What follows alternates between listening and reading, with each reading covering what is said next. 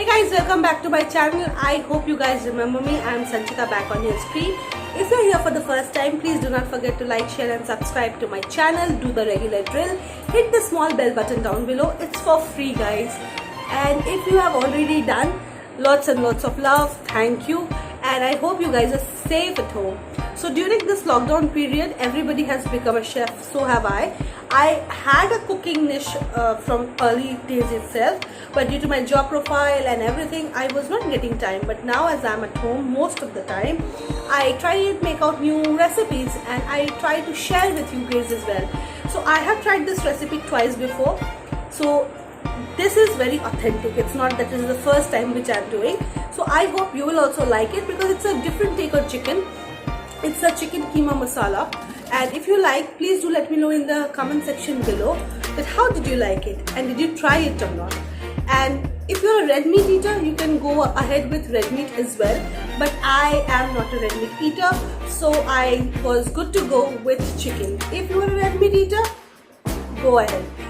So without wasting further much of time and giving my barbar, let's get straight into the video. So we need some chopped tomatoes, chopped onion, ginger and garlic. This is shredded coconut powder. If you get fresh coconut powder, that will also do. This is coriander, turmeric, salt. This is garam masala made at home. I'll share the recipe, and red chili powder, red chili and some bay leaf, minced chicken, potato cubes and mustard oil. So first we will put the mustard oil in the pan and let it heat.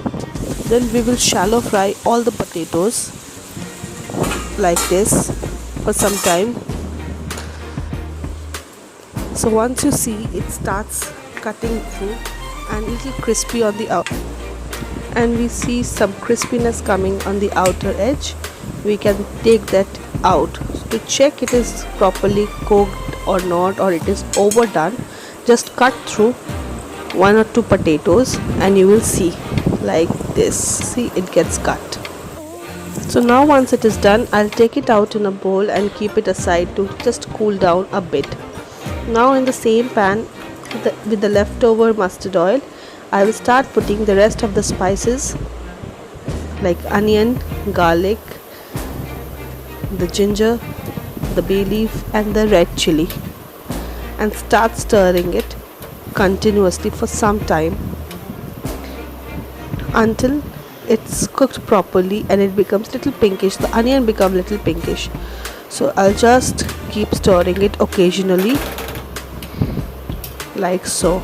Now one by one we'll put the rest of the spices, the homemade garam masala, red chili, salt to taste, turmeric, the coriander powder and a bit of sugar, and keep mixing the entire spices well, that it goes into each and everything together and it comes out really well.